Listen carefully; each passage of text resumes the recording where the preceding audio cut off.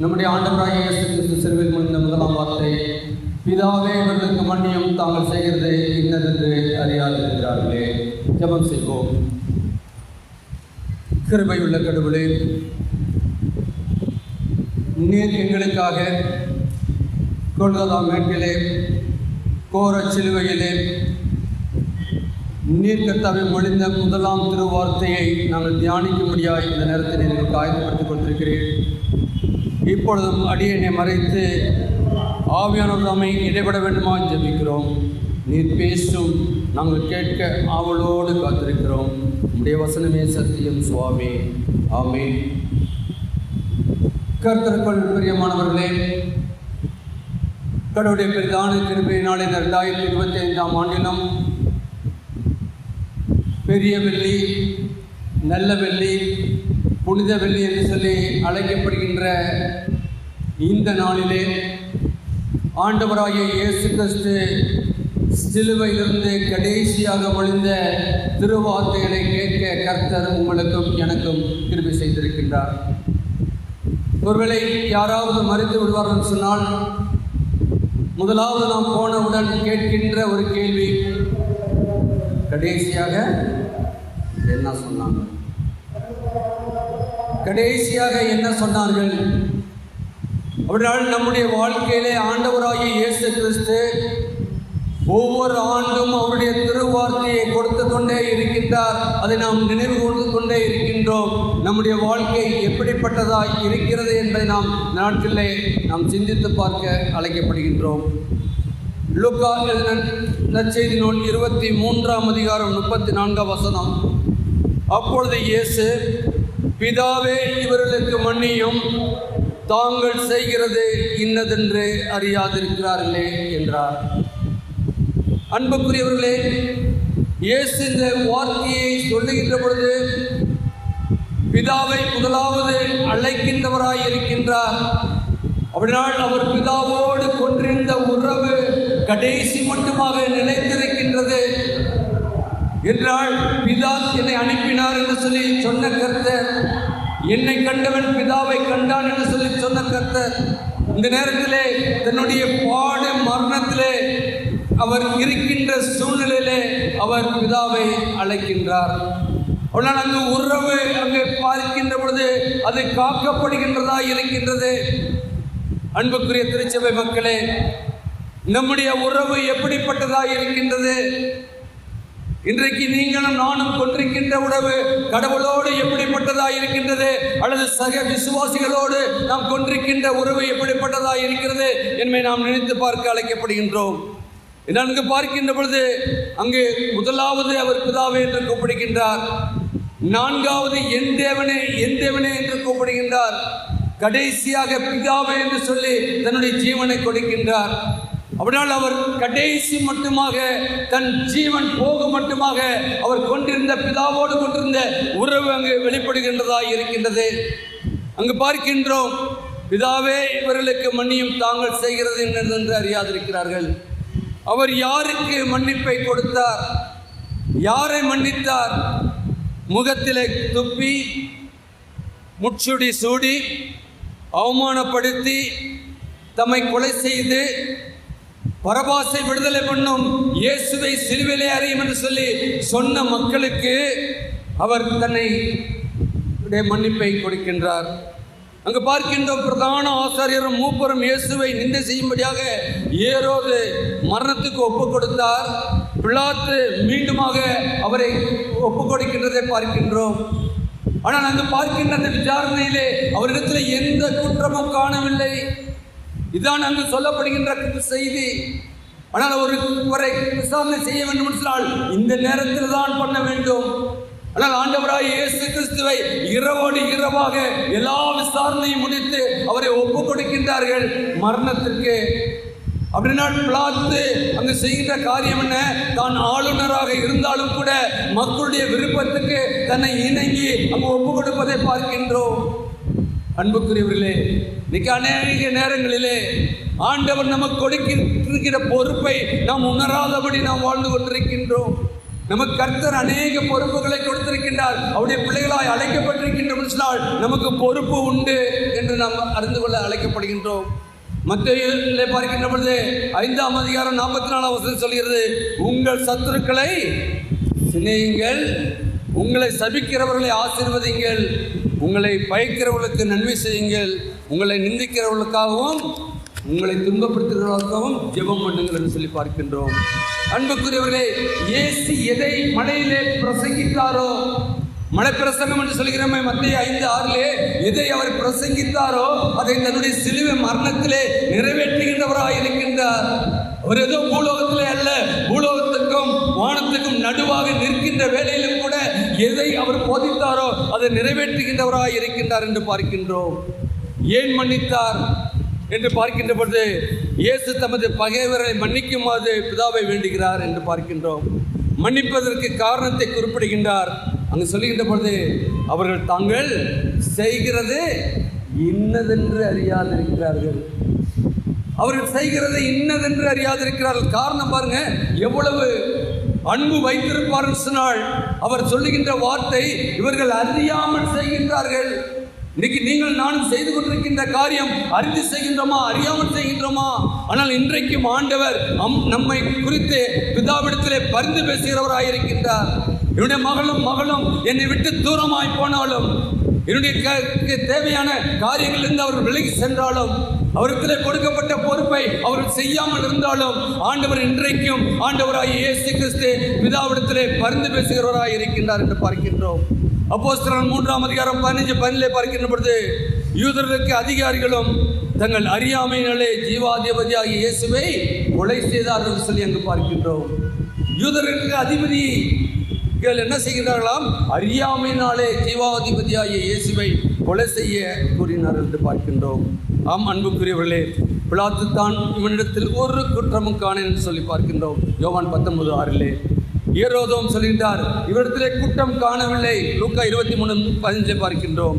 அப்படின்றால் இன்றைக்கு நடைபெற்ற காரியம் என்ன? மத்தேயு 27, 24, 25 பார்க்கின்ற போது அங்கு பார்க்கின்றோம், பிலாத்து மக்கள் முன்னாலே கையை கழுவின பிற்பாடு அங்கு அவர்கள் சொல்கிறார்கள், அதுக்கு மக்கள் அனைவரும் இவனுடைய இரத்த பலிகள் எங்கள் மேலும் எங்கள் பிள்ளைகள் மேலும் விழட்டும் என்று சொல்லி அங்கு பார்க்கின்றோம்.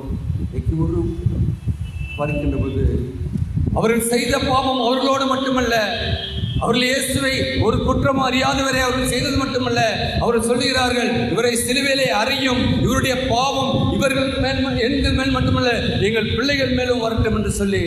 அன்புக்குரிய திருச்சபை மக்களே, அன்புக்குரிய திருச்சபை மக்களே, ஆண்டவருடைய திருச்சன்னிதானத்திலே அமர்ந்திருக்கிற நீங்கள் நானும் நாம் செய்கின்ற காரியத்தை ஆண்டவர் காண்கின்றவராயிருக்கின்றார். அவர் காணாதவர் அல்ல. மரித்தேன் ஆனாலும் சதா காலமும் உயிரோடு இருக்கிறேன் சொல்லி திருமணம் பட்ட கர்த்தர் நம்முடைய ஒவ்வொரு காரியங்களையும் பார்த்து கொண்டிருக்கின்றார். அப்படினால் அதற்கு ஏற்ற பலனை நாம் மட்டுமல்ல நம்முடைய பிள்ளைகளுக்கும் அவர் கொடுக்க சித்தமுள்ளவராக இருக்கின்றார் என்பதை நாம் அறிந்து கொள்ள அழைக்கப்படுகின்றோம். கிபி 70 பார்க்கின்ற பொழுது ரோம பேரரசனான தீத்து எருசலேமில் 5 மாதம் முற்றுகையிட்டாராம். முற்றுகையிட்டு ஆகஸ்ட் 6 முதல் பார்க்கின்ற பொழுது 10 லட்சம் யூதர்கள் கொல்லப்பட்டனராம். 97,000 யூதர்கள் கைதிகளாய் பிடிக்கப்பட்டார்களாம். கிபி 135 மீண்டும் எருசலேம் முற்றுகையிடப்பட்டது. இம்முறை முற்றுகையில் ஆண்டுகளில் 3 ஆண்டுகள் நீடித்தது. அப்பொழுது 5,80,000 யூதர்கள் கொல்லப்பட்டார்களாம். எஞ்சியோர் வெளியேற்றப்பட்டார்கள் என்று பார்க்கின்றோம். அவர் சொன்ன காரியம், நாம் சொல்லுகின்ற வார்த்தை, ஆண்டவரை குறித்து நாம் பேசுகின்ற காரியம், ஆண்டவர்களுக்கு ஏற்ற பலனை யூதர்கள் கண்டார்கள் என்று பார்க்கின்றோம். அங்கு பார்க்கின்றோம் அவர்கள் சிதறடிக்கப்பட்டார்கள். ஆங்கு அவர்கள் சென்று அங்கு பார்க்கின்ற பொழுது அவர்கள் மீண்டுமாக எருசலேமில் முற்றிலும் அழிக்கப்பட்டது என்று பார்க்கின்றோம். அன்புக்குரியவர்களே, அங்கு மேற்கு சுவர் மற்றும் இன்று வரைக்கும் இருப்பதை நாம் பார்க்க முடிகின்றது. நல்ல அன்புக்குரிய திருச்சபை மக்களே, நம்முடைய வாழ்க்கையிலே நாம் எப்படி வாழ்ந்து கொண்டிருக்கின்றோம், நம்முடைய காரியங்கள் எப்படிப்பட்டதாக இருக்கிறது என்பதை நாம் சிந்தித்து பார்க்க நாம் அழைக்கப்பட்டவர்களாக இருக்கின்றோம். எடுத்தவர்கள் வாசிக்கலாம். 1 கொரிந்தியர் 2ஆம் அதிகாரம் 8ஆம் வசனம். 1 கொரிந்தியர் 2ஆம் அதிகாரம் 8ஆம் வசனம்.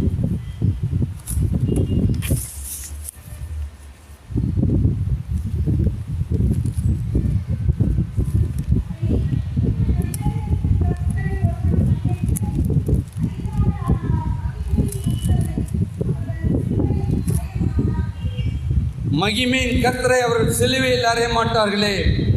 அங்கு பார்க்கின்ற பொழுது இயேசு கிறிஸ்து சிலுவையில் அறையப்பட்டார் என்று பார்க்கின்ற பொழுது அவர் மகிமையான கர்த்தர்.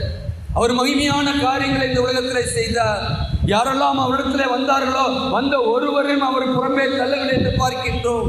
அவரை காண்கின்ற மக்கள் எல்லாம் பார்க்கின்ற பொழுது திரளான கூட்டம் சென்றது. நற்செய்தியில் என்று சொல்வது ஒருவர் காலை ஒருவர் மிதிக்கத்தக்கதாக சென்றார்கள் என்று பார்க்கின்றோம். சென்ற யாவருக்கும் ஆண்டவர் அவருடைய தேவைகளை சந்தித்து அவர்களுக்கு எல்லா வகையிலும் அவர்களுக்கு வேண்டிய எல்லாவற்றையும் கொடுத்தார் என்று பார்க்கின்றோம். அன்றைக்கு நம்முடைய வாழ்க்கையிலே ஆண்டவர் நம்மோடு இடைபடுகின்றவராக இருக்கின்றார்.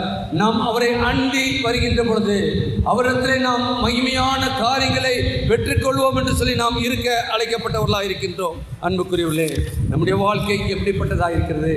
அவர்கள் மன்னிப்பை பெற்றார்களா என்று நாம் பார்க்கின்ற பொழுது நிச்சயமாக அவர்கள் மன்னிப்பை பெற்றார்கள். நாங்கள் பார்க்கின்ற பொழுது பகைவர் இயேசுவை பிடித்து அடித்து முகத்தில் துப்பினாலும் கூட அங்கு பார்க்கின்றோம் அவர்களை எந்த விதமான காரியமும் அங்கு நடைபெறவில்லை. உள்ளே ஆண்டவர் நினைத்திருப்பார்னு சொன்னால் அக்கினியை அனுப்பி அங்கு சுட்டுகரித்திருக்க முடியும். அந்த மக்கள் எல்லாம் அங்கேயே மாண்டு போயிருந்திருக்க முடியும், அல்லது பல விதமான இன்னல்களுக்காக கடந்து சென்றிருக்க முடியும். ஆனால் அவர்களை அப்படியாக அவர் செய்யவில்லை. அதுக்கு மாறாக அவர்களுக்கு ஒரு மன்னிப்பை கொடுக்கும்படியாய், அவர்கள் மனம் திரும்புவதற்கு ஏற்ற கனியை கொடுக்கும்படியாய் அந்த சிலுவையிலே அவர் கல்வாரியிலே அவர் வார்த்தையை 7 வார்த்தையை கேட்கின்றோம். முதலாவது மன்னிப்பு. அதை தொடர்ந்து ஒவ்வொருவரும் ஒவ்வொரு பூக்களை உங்களுக்கு கொடுத்து இருக்கின்றார்கள். அந்த பூக்களை நீங்கள் பெற்றுக் கொள்கின்ற பொழுது உங்களுடைய வாழ்க்கையிலே அது மனவீச வேண்டும்.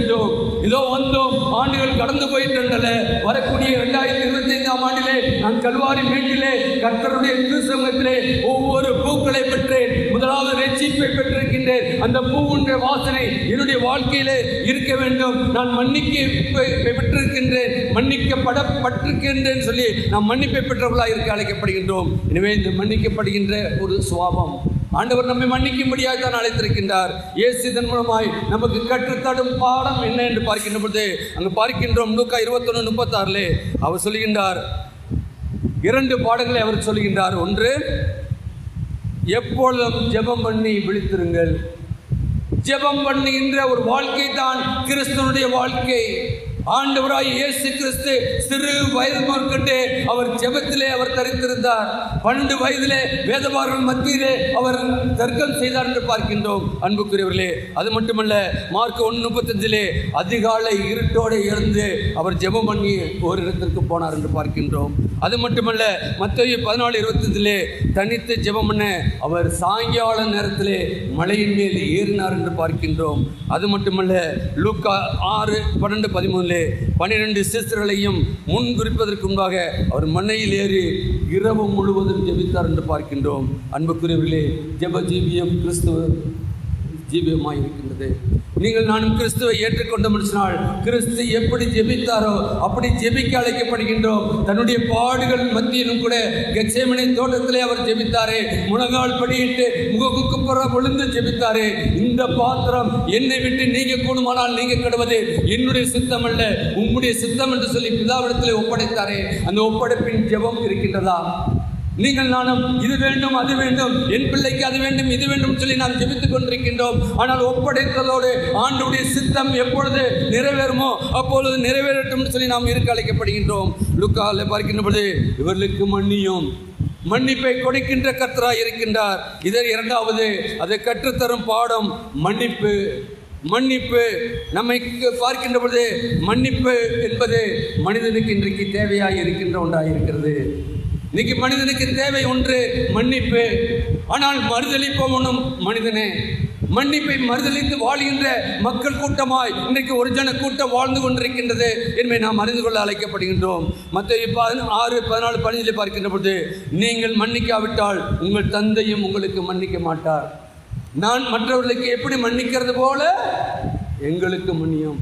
அவர் கற்றுத்தந்த ஜெபத்திலே நாம் மற்றவர்களை எப்படி மன்னிக்கின்றோமோ அப்படித்தான் ஆண்டவராகிய நமக்கு பாவங்களை மன்னித்து நமக்கு நித்திய ஜீவனை கொடுக்க சித்தமுள்ளவராக இருக்கின்றார். பேதுரு இயேசுவிடத்திலே, ஆண்டவரே, என் சகோதரன் எனக்கு விரோதமாய் குற்றம் செய்தால் நான் எத்தனை தரம் மன்னிக்க வேண்டும்? 7 தரம் மட்டுமோ என்று கேட்டான். அதற்கு இயேசு மத்தேயு 18:21 7 தரம் அல்ல 70 தரம் மன்னிக்க வேண்டும். இன்றைக்கு மன்னிப்பு மனிதனுடைய வாழ்க்கைக்கு தேவையா இருக்கின்றது. நாம் மன்னிக்காவிட்டால் மறுமை நமக்கு இல்லை. மறுமையான வாழ்க்கைக்கு நீங்கள் நானும் ஆயத்தப்பட்டுக் கொண்டிருக்கின்றோம். இந்த உலக வாழ்வை நமக்கு சாஸ்வதம் இல்லை. மறுமைக்குரிய வாழ்வுக்கு நாம் மன்னிக்கின்ற பொழுதுதான் நம் மறுமையின் வாழ்வை நாம் பெற்றுக்கொள்ள முடியும். எனவே நீங்கள் நானும் இதன் மூலமாய் ஜெபத்தை நாம் பண்ண அழைக்கப்படுகின்றோம். இரண்டாவது, மன்னிப்பை கொடுக்க அழைக்கப்படுகின்றோம். ரட்சணை யாத்திரியம் என்ற இதில் பார்க்கின்ற பொழுது பக்கம் 218 பாடல் 344, கிண்டி இருக்கும் முனையுடனே கிளிதுருவி வதைப்புண்டு மாண்டுபடும் போதில் அவருக்கு மன்னியும் என்று உரைத்த மொழி ஈண்டிடுவாரே உலகத்தினுக்கோர் இரட்சகர் என்றும் எடுத்துரைக்கும் வேண்டுமோ நீ சான்றும் இதை விடுத்து வேறென்று வேண்டுமோ என்று சொல்லி அங்கு பார்க்கின்றோம். ஆம், இதற்கு மேலே என்ன வேணும்? இதற்கு மேலே இன்றைக்கு அவருடைய தேவ சமூகத்திலே வந்திருக்கிற உங்களுக்கு இணக்கமாக ஆண்டவர் பரிந்து பேசிக் கொண்டிருக்கின்றாரு. அன்றைக்கு எல்லாவற்றையும் கண்ட ஆண்டவர் அவர்களுக்காக இவர்கள் அறியாது செய்கிறார்கள் சொல்லி மன்னிப்பை ஏறெடுத்தாரே. அந்த மன்னிப்பை பெற்ற மக்களை பார்க்கின்றோமே. இன்னைக்கு நம்முடைய வாழ்க்கையிலும் ஆண்டவர் ஒருவேளை நாம் தெரிந்தோ தெரியாமலோ அறிந்தோ அறியாமலோ நாம் செய்கின்ற காரியங்களை ஆண்டவர் இன்றைக்கும் மன்னிக்க சித்தமுள்ளவராயிருக்கிறார். கல்வாரி மேட்டிலே வந்திருக்கிற நீங்கள் நானும் இறங்குகின்ற பொழுது ஏதோ எத்தனை ஆண்டுகள் கண்டதும் பண்ணல, இன்றைக்கு 2025ஆம் ஆண்டிலே நாம் இறங்குகின்ற பொழுது நாம் மன்னிப்பை பெற்றவர்களாய் மற்றவர்களை மன்னிக்கின்றவர்களாய் இறந்து செல்ல அழைக்கப்படுகின்றோம். நம்முடைய நிலை எப்படிப்பட்டதாக இருக்கின்றது? நமது நிலை எத்தகையது என்பதை பார்க்கின்ற பொழுது நம்முடைய வாழ்க்கையிலே தனி ஜெபம் உண்டா? குடும்ப ஜெபம் உண்டா? கூட்டு ஜெபம் உண்டா? உபவாச ஜெபம் உண்டா? மற்றவர்களுக்காக ஜெபிக்கின்ற ஜெபம் உண்டா? திருச்சபைக்காக ஜெபிக்கின்ற ஜெபம் உண்டா? நாட்டிற்காக ஜெபிக்கின்ற ஜெபம் உண்டா? நாம் ஜெபிக்க அழைக்கப்பட்டிருக்கின்றோம். நமக்கு மட்டுமல்ல, நாம் மன்னிப்பை பெற்றுக்கொண்டு சொன்னால் மற்றவர்களுக்காக நாம் ஜெபிக்கின்ற பொழுது நிச்சயமாக நம்முடைய வாழ்க்கையிலே நாம் அறிந்திருக்கின்றோம். யோபுடைய வாழ்க்கையிலே எவ்வளவு பாடுகள், எவ்வளவு நிந்தைகள், எல்லாவற்றையும் சகித்த யோபு கடைசி அதிகாரத்திலே தன் சிநேகிதனுக்காக ஜெபித்த பொழுது அவருடைய சிறையிருப்பு மாற்றின கர்த்தர் அல்லவா? அவனுக்கு இரட்டத்தனையான ஆசீர்வாதத்தை கொடுத்த தேவன் அல்லவா? இன்றைக்கு நம்மத்திலே அவர் மன்னிக்கும்படியாய் நம்மை அழைத்திருக்கின்றார். எனவே மன்னிப்போம், நம்முடைய விரோதங்களை நாம் விட்டு விடுவோம். குற்றங்களை மன்னித்து மற்றவர்களுக்கு மன்னிப்பை கொடுத்து நாம் மன்னிப்பு பெறுவது மட்டுமல்ல, மற்றவர்களை நாம் மன்னிப்போம், மற்றவர்களுக்காக ஜெபிப்போம். அப்படிப்பட்ட ஒரு வாழ்க்கையை கர்த்தர் இந்த நாளில் நம்மிடத்தில் எதிர்பார்க்கின்றார். மன்னிக்கிறோமா? மன்னிப்போம், மறப்போம், ஜெபிப்போம், சிந்திப்போம். ஆண்டவர் தாம் இந்த வார்த்தையின் மூலமாய் நாளில் நம்மோடு பேசியிருக்கின்றார். இந்த வார்த்தை வெறுமனே போகாதபடி அது நம் உள்ளத்திலே எழுந்திருக்க திரியகை தேவன் தாமே உங்களுக்கும் எனக்கும் கிருபை செய்வாராக. ஆமென். ஜெபம் செய்வோம். மகா கிருபையும் இரக்கமுள்ள கர்த்தாவே, நீர் எங்களுக்கு கிருபையாய் கொடுத்த வார்த்தைக்காக நன்றியோடு துதிக்கிறோம், ஸ்தோத்திரிக்கிறோம். இவர்கள் அறியாமல் செய்கிறார்கள் சொல்லி கர்த்தாவே பிதாவை நோக்கி ஜெபித்தீரே ஆண்டவரே. இப்பொழுதும் கர்த்தாவே உடைய பிள்ளைகளாகிய நாங்கள் கர்த்தாவே தெரிந்தோ தெரியாமலோ உடைய திருசமூகத்துக்கு வந்திருக்கின்றோம் ஆண்டவரே. ஆனால் எங்களுடைய காரியங்களை அறிந்திருக்கிற கர்த்தர் தாமே நீர் கர்த்தாவே எங்களுக்காக அங்கலாய்க்கின்ற கர்த்தர். இப்பொழுது பிதாவிடத்தில் பேசுகின்ற கர்த்தராக இருக்கிறேன். எங்களுக்கு அந்த மன்னிப்பை கட்டளையிடும். அந்த மன்னிப்பின் மூலமாய் நீர் விட்டு சென்ற ஜெப வாழ்க்கையும் நீர் கர்த்தாவை மன்னித்தது போல நாங்களும் உலகத்தில் உள்ள மன்னிப்புகளை மன்னித்து எங்களுடைய ஜீவித்தை நாங்கள் நடத்த எங்கள் ஒவ்வொருவருக்கு கிருபையாய் நீர் பிரேசம் ஜெபிக்கிறோம். ஜீவன் நல்ல பிதாவே, ஆமென்.